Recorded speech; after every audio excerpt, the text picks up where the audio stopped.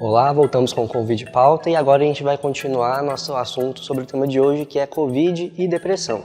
Como oferecer ajuda para amigos e familiares nesse momento? Se você identificou um familiar, um amigo, alguém próximo de você que teve alguma mudança de comportamento e você quer ofertar ajuda, a principal coisa que você precisa fazer é ofertar ajuda. Isso é muito importante. A gente às vezes fica com medo de como se aproximar ou do que falar, com a ideia de que se a gente falar sobre o assunto, a pessoa vai piorar. E na verdade não. A gente falar sobre o assunto causa alívio. O que a gente não deve fazer nesse caso é falar de uma forma que implique julgamento. Então, se você conhece alguém que está sofrendo e que pode estar no momento de muita dor e de sofrimento emocional, a primeira coisa que você pode perguntar é: o que está acontecendo? Você precisa de ajuda? Estou aqui por você. Essa simples abordagem já é suficiente para você criar campo para a pessoa poder falar sobre isso. Existe um mito, um tabu, que quando se fala de depressão, de ansiedade ou mesmo de suicídio, de risco de suicídio, que se a pessoa não pensou sobre isso, você vai pegar e falar sobre isso, vai plantar uma ideia negativa. Isso é um mito. Quando a gente está cuidando de alguém que está em sofrimento, essas perguntas elas precisam ser feitas ativamente, abertamente, para que a pessoa sinta campo para poder falar. A gente não deve fazer isso de uma forma julgadora. E aí quando a gente implica um julgamento é que eu afasto a pessoa de quem eu quero ofertar cuidado. Então se você está com aquele amigo que te mandou uma mensagem diferente, seu pai, sua mãe, seu irmão, sua irmã em casa, que está mudando o comportamento, chegue e pergunta: o que está acontecendo? Você precisa de ajuda? É assim que a gente começa. Estar ali para escutar é o principal. E geralmente essa pessoa, dependendo do vínculo, não vai falar que está precisando de ajuda.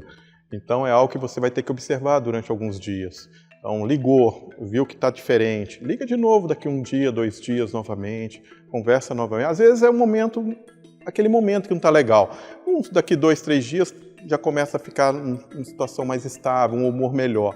Mas é bom abordar várias vezes, né, durante um período aí de uma semana.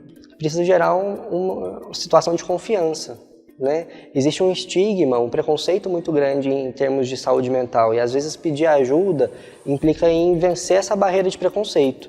Então, quando a gente oferta de uma maneira sem julgamento, cria esse campo e aí está ali várias vezes mostrando que está genuinamente preocupado com a pessoa, ela cria confiança para poder falar o que de fato está acontecendo. Às vezes, no primeiro contato, a gente já consegue, mas muitas vezes a gente vai precisar de criar esse vínculo, de construir essa relação de confiança para daí a pessoa ter a liberdade de poder falar sobre aquilo que está causando desconforto. Toma cuidado para não falar algo que possa prejudicar, né? Aí vai cair uma dúvida. Meu Deus, então eu não vou falar nada, vou ficar calado. Isso é algo também que pode...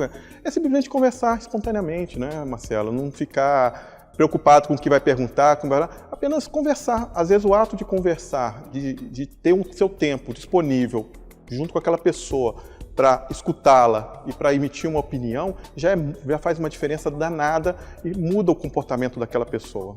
Quando a gente está cuidando de alguém e a gente quer muito o melhor para ela, a gente fazer isso é muito importante. É mais importante a gente ser autêntico do que qualquer outra coisa, mostrar que a gente está verdadeiramente preocupado. A gente deve tomar alguns cuidados quando a gente vai fazer julgamento, no sentido de: nossa, você é uma pessoa tão bonita, tão boa, não fica assim. Isso é o que a gente deve evitar. O não fica assim, ou você não tem motivo para isso, olha como as coisas são boas, porque a pessoa ela não escolheu estar naquele estado. E às vezes ela não consegue ver diferente. Mas quando você está ali para escutar e dizer que você entende, a gente começa a ganhar e a somar. Então, se você conhece alguém que está sofrendo, que precisa de cuidado, oferte ajuda dessa maneira, abertamente, como você gostaria de receber a ajuda. Cuida de alguém como você gostaria de ser cuidado. Esse é o princípio básico para poder criar esse vínculo com as pessoas. O que podemos fazer para evitar esse impacto? O que a gente pode fazer, então, para evitar o adoecimento de maneira preventiva? Se a gente fica protegido pelas nossas relações sociais, pela atividade física, pela alimentação que a gente tem, isso continua se mantendo mesmo no estado de pandemia.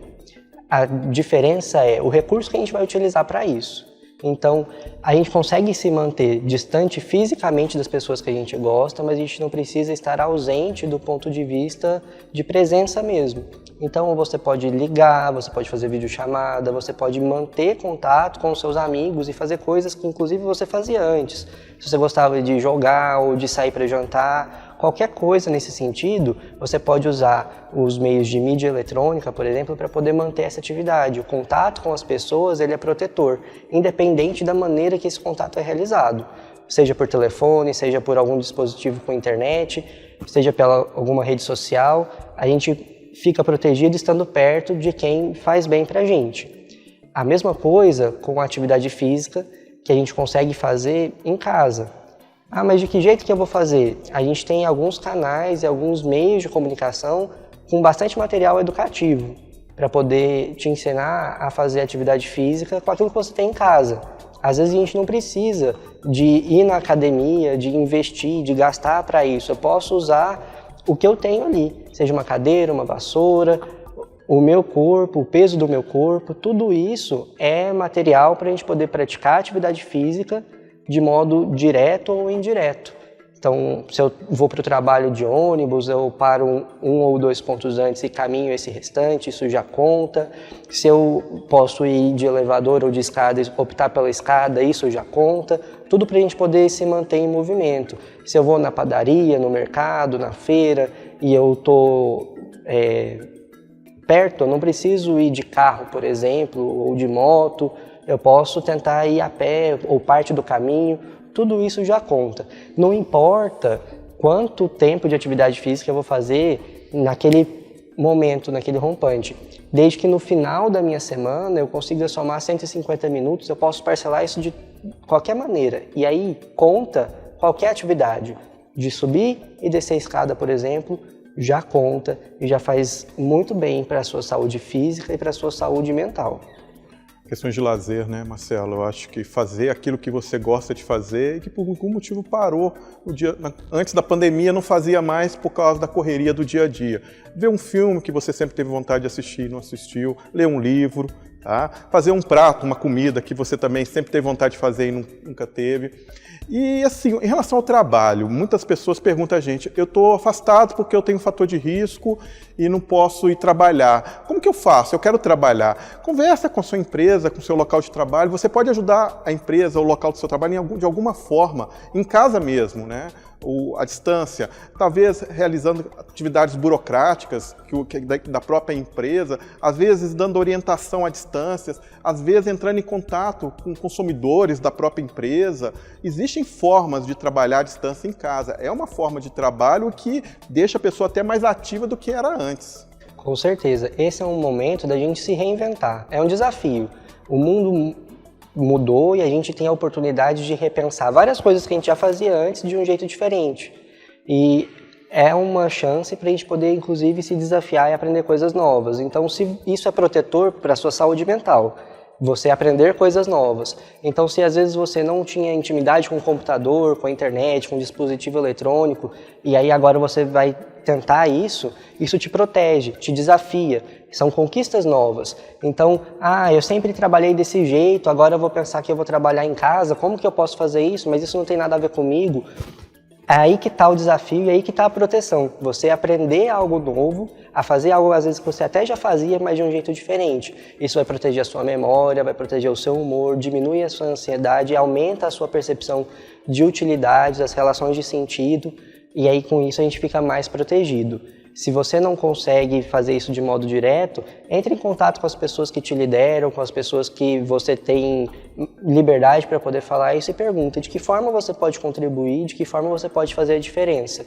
Não importa o jeito, desde que você se sinta fazendo parte. E a gente consegue sempre, em contato com as pessoas que estão à nossa volta, encontrar uma solução quando a gente tem uma vontade genuína. Este então foi o programa Covid em Pauta. Espero que vocês tenham gostado. Em breve retornamos com um novo assunto. Obrigado.